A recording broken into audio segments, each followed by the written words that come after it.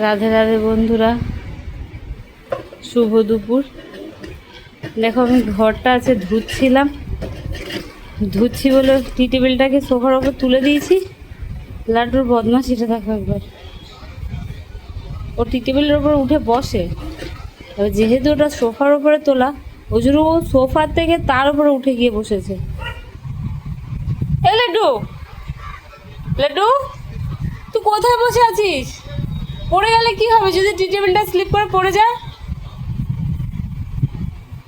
ওকে আমি কোথাও রেখে শান্তি পাই না। বেডরুমে ছিল, বাইরে আমি কাজ করছি কিন্তু মনটা ওর দিকেই পড়ে আছে।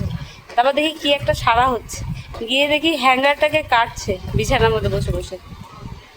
কিচ্ছু রাখে না জানো, আমাদের বাড়িতে একটাও চিরুনি নেই, সব চিরুনিগুলোকে কেটে দিয়েছে। আজ দুদিন ধরে আমরা সত্যি কথা বলতে কেউ মাথা আঁচড়াইনি। মুখটাতে এমন করে আছিস যেন মনে হচ্ছে তুই কিচ্ছু জানিস না। लड्डू ऊपर में उठ के बैठ गया। কোথায় বসে আছিস?